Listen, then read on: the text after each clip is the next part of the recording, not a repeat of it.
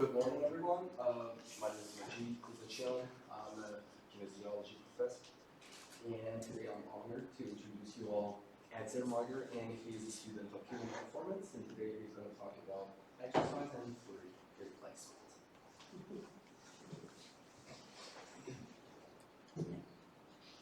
Well, I'd like to start off by saying good morning, everybody. My name is Edzer Mauger. Today I'm going to do a little presentation of exercise fluid replacement. Of course, a little logo of American College of Sports Medicine is one of the research that is part of my presentation.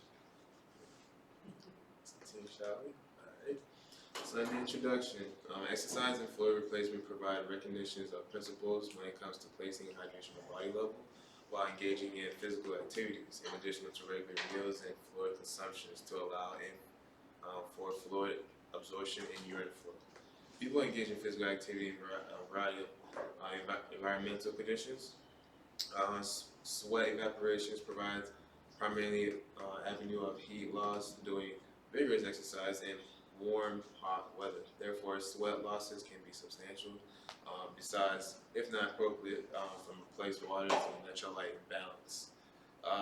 So basically, um, it's basically started by explaining of just giving a little intro of how important it is to stay hydrated when it comes to exercise performance, and not only just exercise, but environmental conditions. You know, when it's hot, when it's like hot weather or cold weather, your body starts to generate and receiving H2O. So it's best to intake fluid replacement. So continue on. Problem and hypotheses. So what's the problem? The experimenters are attempting to solve the problem of identifying a vital method of keeping a human body hydration when doing activity sessions with the hydration strategies to avoid cardiac arrest caused by dehydrations. Now, the hypotheses, basically the goals of drinking while exercise is to avoid dehydrations. 92% of body loss from water deficiencies and significant changes to electrolyte balance, which can lead to poor performance. Individualized fluid replacements regimens are advised because sweating rates and electrolyte levels vary greatly between people. Individually sweats, including like weighing oneself before and after activities. So yeah, so basically, dehydration can lead to illness, which is involved mainly in the source of heart problems like cardiac arrest. So that's very important to keep your body hydrated with not only just water but electrolytes as well too when it comes to fluid replacements.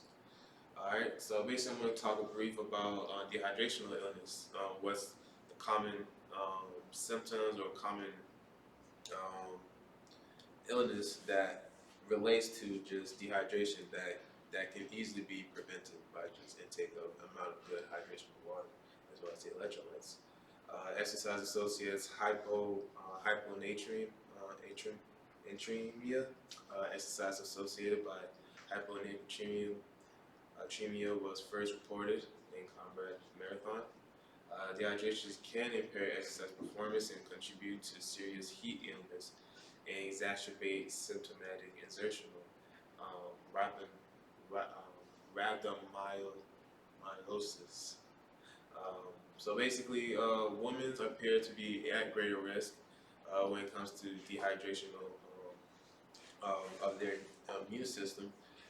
There tends to be at greater risk than men does, and when it comes to symptomatics, hyponatremia when competing in marathon or ultra marathon races. So marathon runners are really really have to acknowledge on how important it is when it comes to hydration because it's like an endurance workout, endurance sports.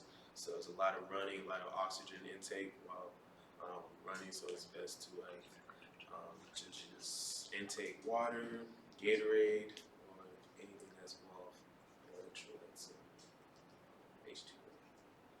So speaking of Gatorades and water, what is fluid replacement? In some cases, consuming electrolytes and carbohydrates containing substance during exercise can provide advantage over drinking water alone. The goal after exercise is to replace any fluid electrolytes. The reason fluid replacement is important is to discuss because of any individuals with health concerns can cause dehydration or even over drinking due to lack of water or electrolytes intake. So this is very, very true. Very, very true. Sometimes we need to understand to listen to our body, whether we need, if we're over drinking, as well as if we're in those symptoms when it comes to like fatigue or just feeling dehydrated. It's best to just to intake whether it's water or electrolytes. Majority of the time it's both, so that's a good thing. So is Gatorade good or bad for you?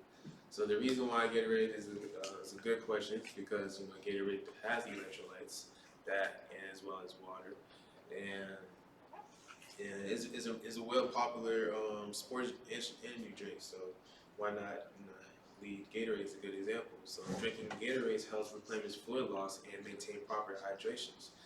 Gatorade contains sodium as well as electrolytes, balance of desire to drink, as well as beverage concentration and comparable natural sweets.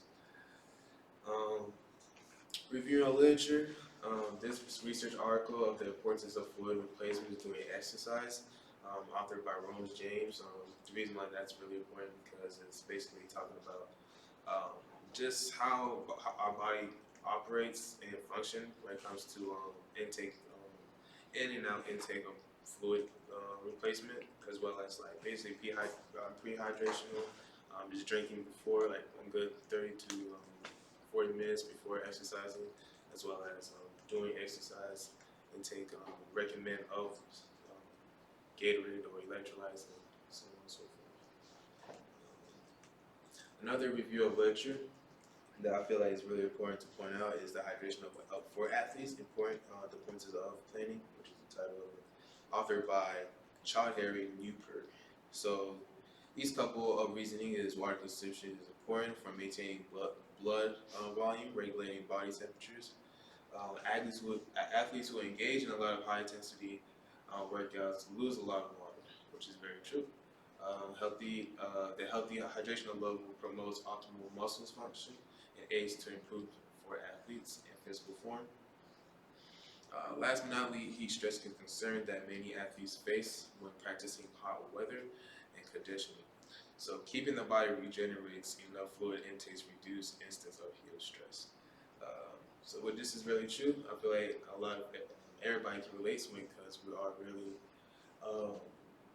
in our points we have been athletic. So like when it comes to like coming to sports, college sports, they tend to be really highly active. So it's good for schools to really provide water throughout practice for their health for these kids. So, next, hydrational chart. Basically, it basically gives you a chart of when your urine. When you look at it, it's good to really just stay focused with the color. And just looking at your urine can really tell you if your body is dehydrated as well as mildly dehydrated or even hydrated. Of course, we have to reach. Our goal is to reach to the light color. Just because it's clear, it's light. It's a good sign basically our body's really dehydrated. So it's really good to be aware of it. That's an effective way to be aware if you're hydrated. So, quick discussion. Fluid replacement is important. Like, why is it important to interpret? It's just because the reason of fluid replacement is important to discuss because individual may have health concerns which cause dehydration, over drinking. So the goal of prehydrating is to start physical activities as well as to be in the hydrated and normal plasma electrolyte levels. So if sufficient beverage are consumed with meals and protracted recoveries, since the last session, it's best to stay hydrated. So yeah, that's really it. Hydrated means like just be at the certain level of body of just the normal body level that comes out being hydrated. So the conclusion is basically without saying that human body needs water to be to survive. If sweat, waters, and electrolyte use are not plans, then the individual with dehydration during physical activities can increase excessive hydration as well as degrading exercise. And the goal is to drink doing exercise is because it prevents non-to body weights to lose water deficits, as well as excessive electrolyte balance from compromising performance and health. So that's pretty much about it. And I just wanted to say thank you for letting me perform in this presentations. I also want to thank Dr. K for allowing me to perform in the symposium. Yeah. Thank you. Other questions for our speaker? I've got one. Are there certain populations of people that have a harder time knowing when they should drink more? Yes. I feel like in the colder environment, I will be the best answer, just because a lot of people don't know that when our body tends to cold up, our body's still generating, still trying to keep your body warm inside, so it needs water and fluid replacement. And sometimes we don't listen to that. It's a lot easier to know if we are dehydrated and or dehydrated through like hot weather, such as, for example, like states of Florida or other states. Like it's better recognition of hot weather than just cold, basically. I'm just curious, what got you interested in this particular topic? Really just because based off my experience, I enjoy working out. I play football, so just really being in the gym environment for like majority of my life, I experience dehydration and knowing that, oh yeah, I need some water or either electrolytes, like really just understanding your body and trying to reach to that really stress relief feeling. Just really just dive deep of why our body is like, why we feeling in these type of ways is really important. So yeah, just it intrigues me. Like it's something important to know. So Nice work, thank you. All right, well, let's give our speaker another round of applause. thank you.